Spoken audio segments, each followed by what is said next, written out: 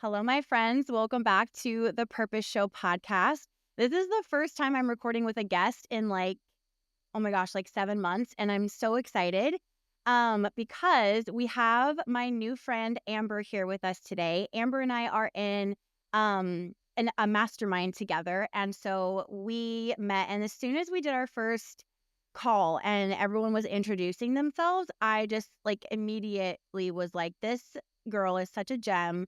She's so cool. I feel like I want to know her. And then over, the coming calls, of course, I got to know her better and just hearing her inner world, her weaknesses, her strengths, everything that she's going through, thinking about, and her message. And um, Amber just is a really cool person and she has an amazing story. So, Amber, welcome to Thanks the so much Purpose for Show. having me, and thanks for the kind words. Of course. I'm going to let you get into you have a wild story and it's beautiful and difficult and real. So I'm going to let you kind of get into that Okay, however you yeah, want sure. to. So my name's Amber Kliphouse. I recently wrote a book about my life story. It's called Clean Start, Suicide Survivor to Real Estate Investor. I know that's pretty heavy for a lot of people to hear, but for me, writing this book has been a healing journey, and I just want to share my story to the world and as many people as I can inspire. Just know that we all have a story. We're all capable of a clean start. Like no matter, what we've been through. Just a quick background. I ran away from home when I was 16. I found myself pregnant, 17. And then quickly after that, my son's father committed suicide. So I was a single mom. I've suffered from depression and suicide attempts myself, and I share very openly about that in my book. Mm. And, the front cover is basically my 7-year-old self because trauma goes back very far for me. And it's a long, yeah, I was it's going to me, it's ask my the 7-year-old cover. self. I don't know why seven sticks out to me. My sister moved out when she was like 8 or 9. Mhm. So maybe that was my first, real take of responsibility, taking care of my little brother. But it's basically looking at every demon dark closet I have, going inside and, forgiving myself and letting it go and shutting the door and walking to the end of the light, basically. Yeah, I love that. I just looking at it, I could Yeah. tell it was really meaningful for you. And I feel like we talked about this a bit in our pre-interview conversation, but I wanted you guys to know to hear it from me.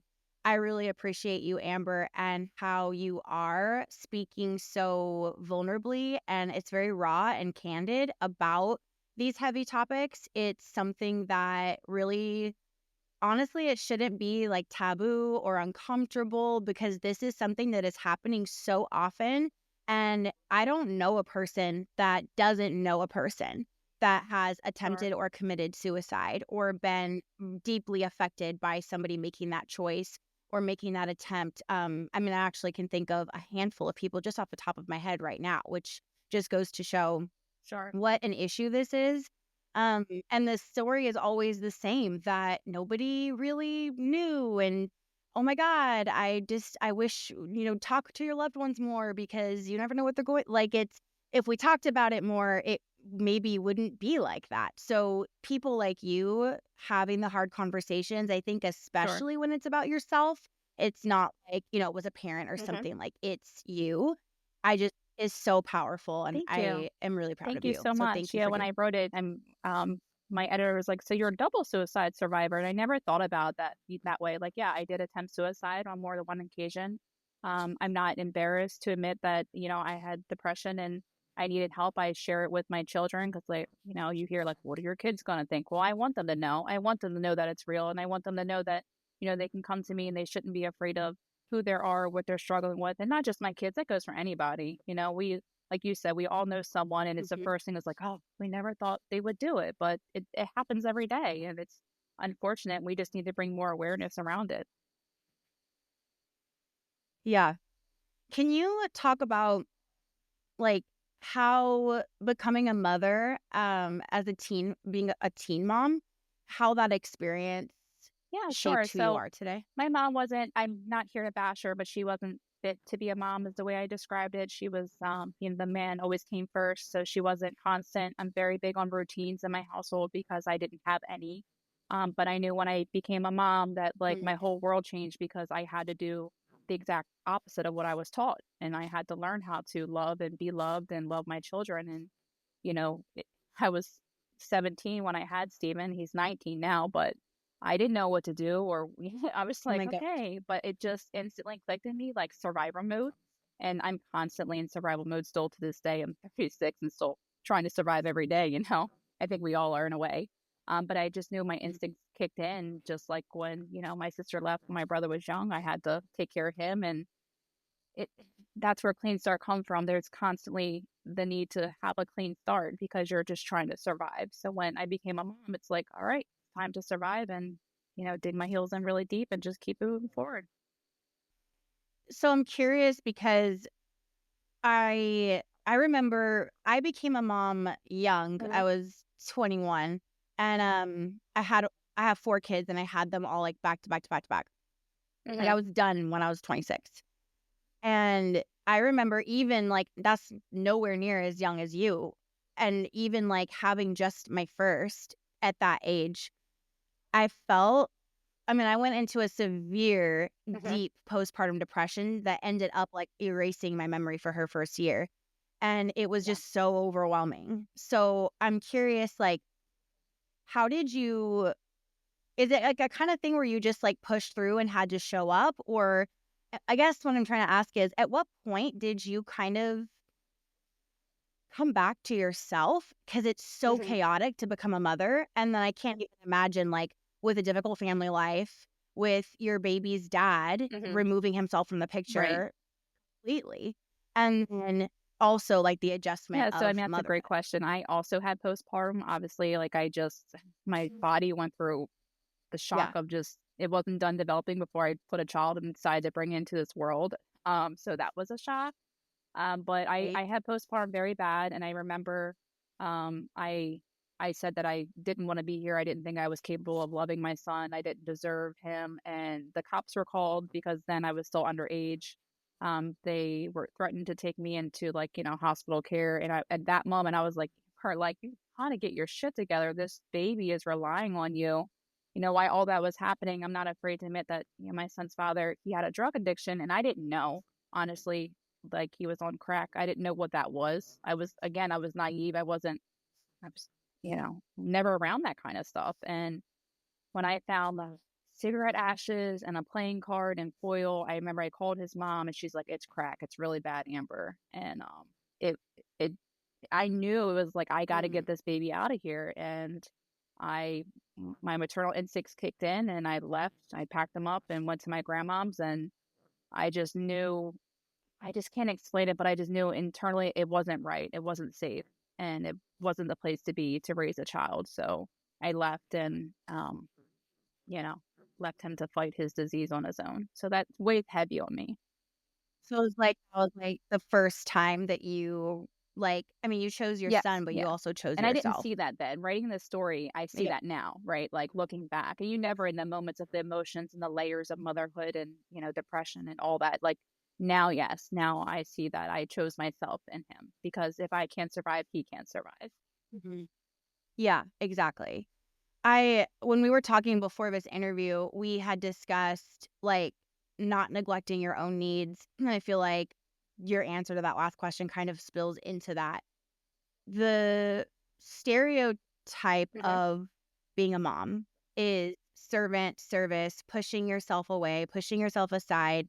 There's such a like stigma around women that like are put together and like they take care of their bodies, they take care of their mind, they're doing okay. They're always the villain in media. Like it's just such a like there's like a hot mess express club. And if you leave that club, you're like an outcast. But also don't be too much of a hot mess because that's not good for the kids and like, "Oh my god, get it together." Like, there it's just like, what the fuck do they want? Like, what are we supposed to be?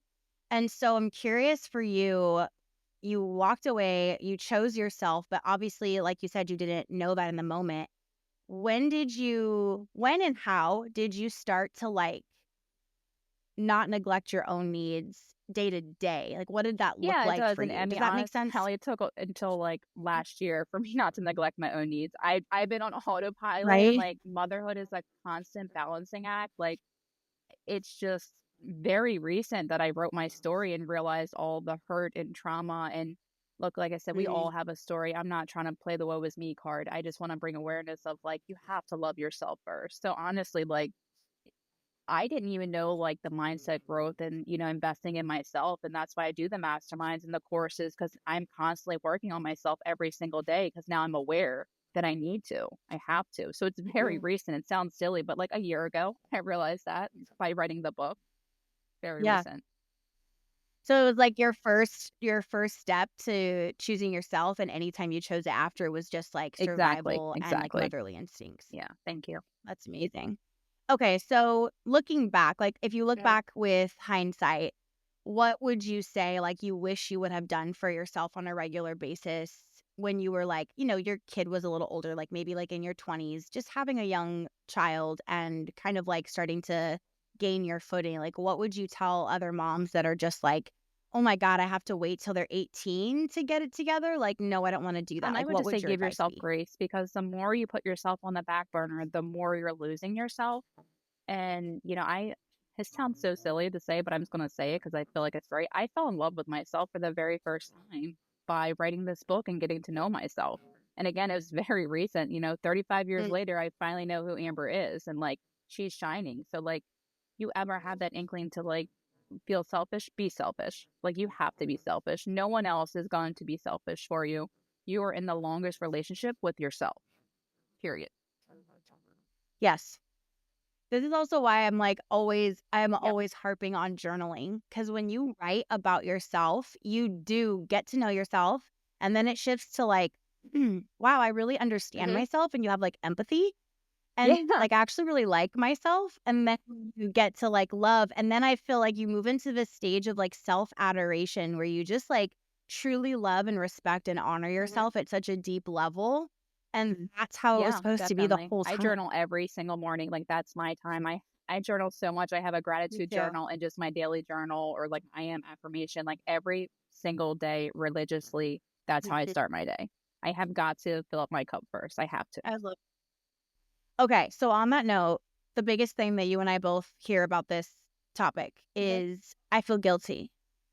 Or worse, it pisses me off so bad. My Hmm. husband makes me feel guilty. What would you say to women that are in that place or I feeling that talk way? about that a lot in my book because fortunately my husband's super supportive, and it's because of him I was able to Mhm. write my book and just have the safe place. So I just wish more women had that. But I would say like feel guilty because again, like you have to fill up your cup first, and no one's going to love you the way you love yourself. Like the way a mother loves a child, like we should be loving ourselves like at times 10 so we can give out that love. Yeah, absolutely. And that's what makes me upset that it's like so Yeah, not talked about or viewed as selfish. And so like guys, that's why we're for saying sure. like you have to be selfish. It's not actually selfish. It's just what everyone perceives to be Right, selfish if right. And it's you're still like a frowned mom. upon, put yourself first. And like you said, it's right away like you're selfish. But then like, you back to the balancing scales of like, am I doing too much? Is she, showing off? Is she doing this? And then it goes into a whole nother world. I know, yeah, that'd probably Mhm. be a whole nother episode, but it's it's Right? crazy. Um, so I want to shift into like how you've shared your story. Were you like, when did you first have the idea? Like, I guess when did you first see yourself as, oh my God, I have a story and I should share it?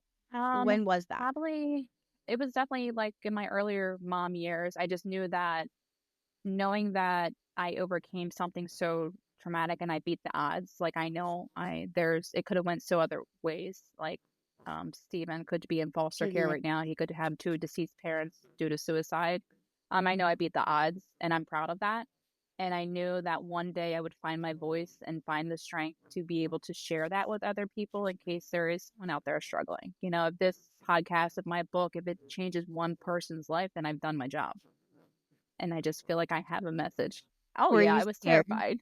I was Yeah, terrified. I mean, and even after I wrote it, yeah. I read it, it was like, I can't put this out there. But I honestly, I fell into a bad depression again because it doesn't leave you. It just goes through phases. And I was like, what am I doing? Who do I think I am? And I'm like, Amber, like you have a story to share. And I reread the entire book and I just, you know, boosted myself. I'm like, this is a kick ass story. Like the world needs to hear this story. And I just was like, fuck it, and put it out there. Mhm. I feel like it's like as an author, it's like you kind of are just tempted to so many Yeah. books are just Yeah. polished and shiny. And it's like intentional positioning of the really Mm-hmm. hard, ugly parts of a story.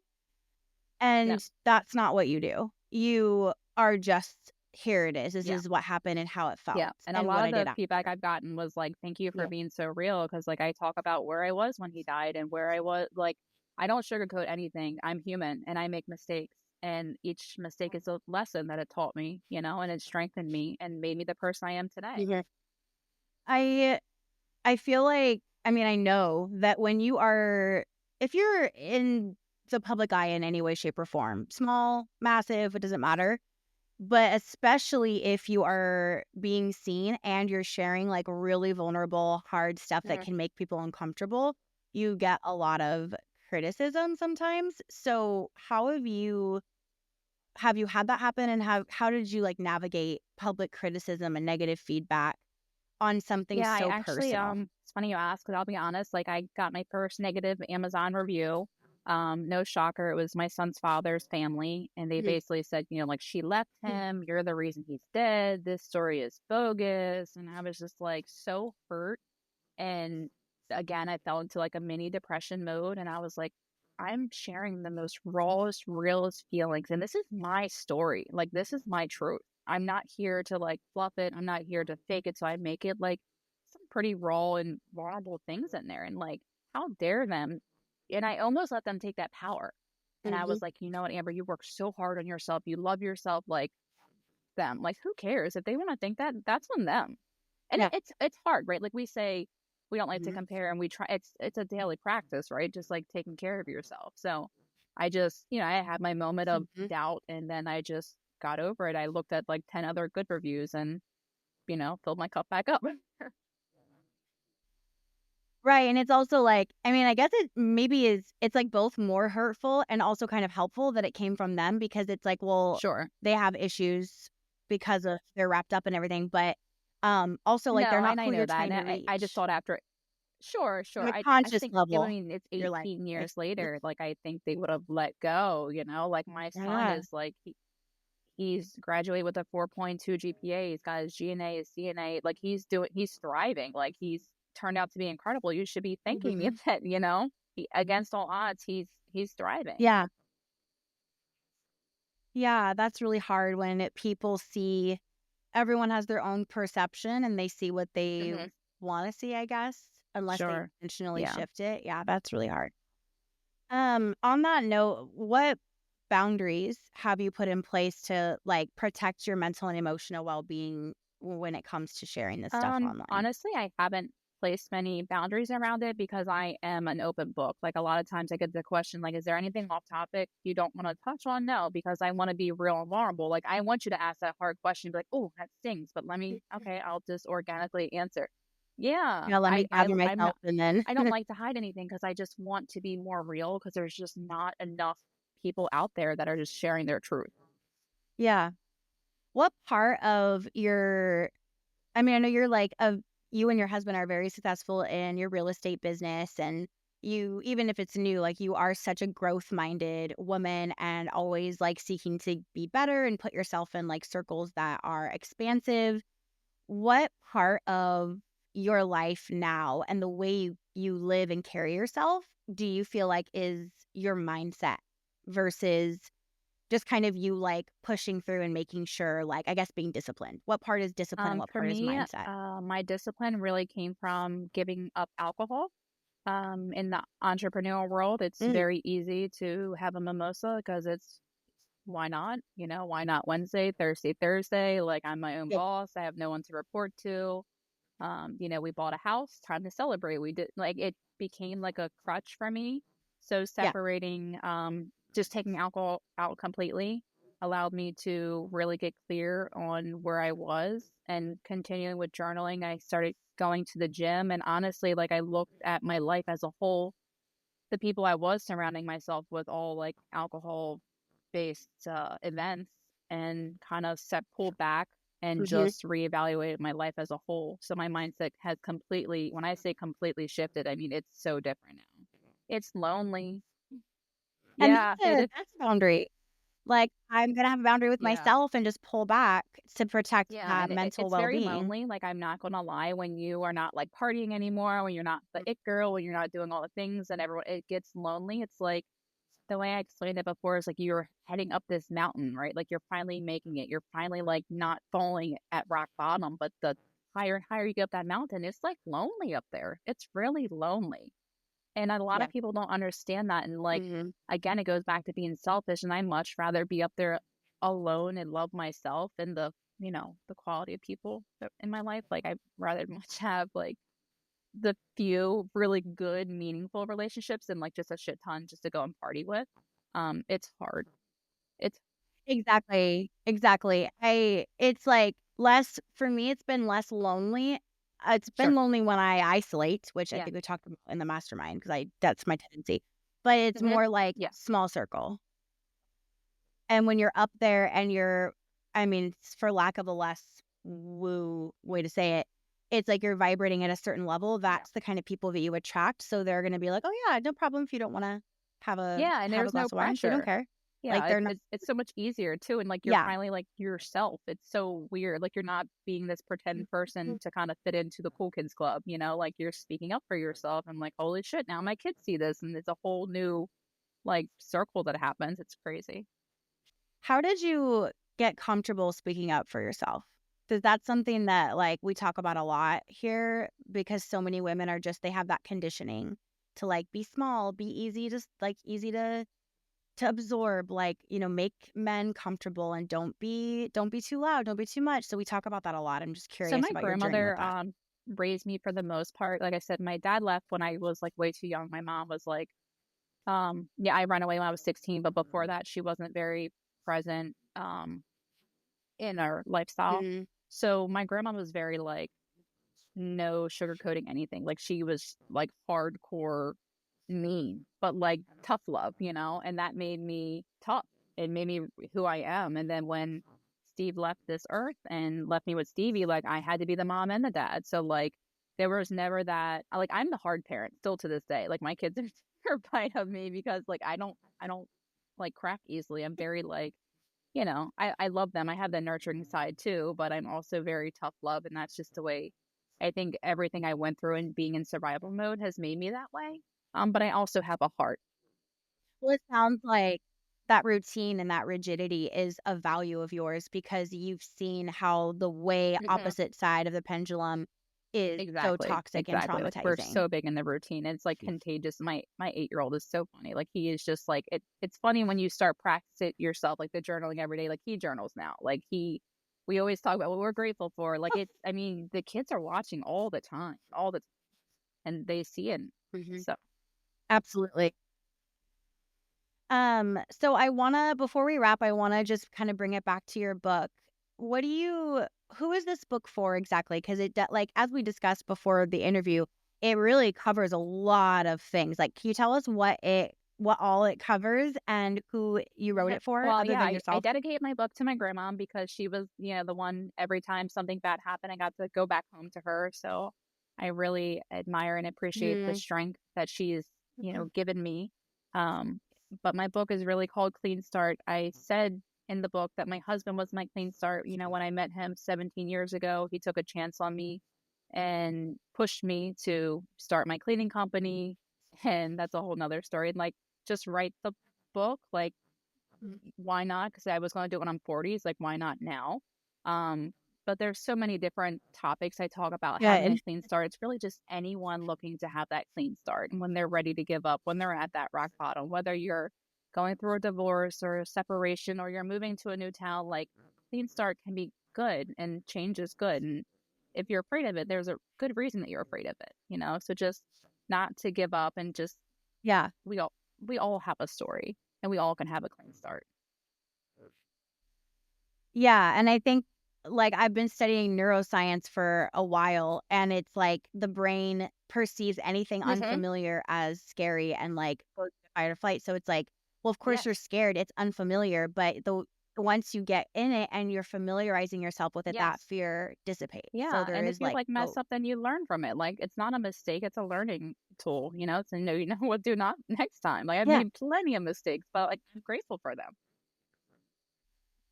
Yeah. Same. Truly, like the biggest fuck ups where it's like fully my fault. Like, oh my God, this Yep, is yep, ruined. Everything is over.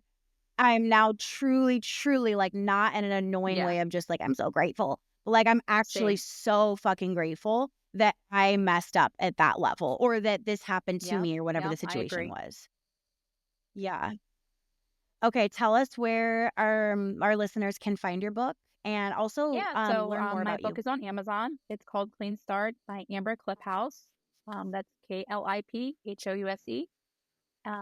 You can find me on IG at a Cliphouse 22. Perfect. And if they wanted to like reach out to you, Yeah, do you just do send DMs me a over DM there? over on IG, and I'd be more than happy to support you, tell you, you're a fucking Perfect. rock star. Keep going. Like if you want to share your story, I love having people reach out to me and just share their stories of how they're struggling. Please reach out. Yeah. Yeah, for sure. And like I love being a safe space for people to just like, can I Yeah, just drop this here yeah. and I like, actually, I don't know how yeah. big Facebook is, but Yeah. I'm on Facebook as well, just under Amber Cliphouse, and I have a Her Clean Start group, Okay. and a lot of women share their stories of how, they can have their own clean start, and it's just a safe place for women. I'm not saying it's, my book as a whole is for anyone, but my target mainly is women because we are the ones who are doing the balancing act and beating ourselves up all the time. So you can definitely reach out to me on Mhm. Facebook at Amber Cliphouse, and I can invite you to the Her Clean Start group. Perfect. Amazing. Thank you. I just love you. Thanks for Thank you having me. so This has been much. great. Yeah, amazing. I will get all the links for you guys to everything that Amber mentioned, her group, Instagram, her book, everything. So you guys can go over to the Purpose Show link on the website and find everything there. And please like reach out to Amber. She is new to doing podcast interviews, Thank believe it or you. not, because you did amazing. So encourage her, go follow her, tell her that you appreciate her vulnerability. She knows how many of you are listening, so it's a big deal for her to come on here and be so open and vulnerable and do an interview when she's new to it. So go encourage her, babes support babes. And I love you guys. I'll talk to you next time.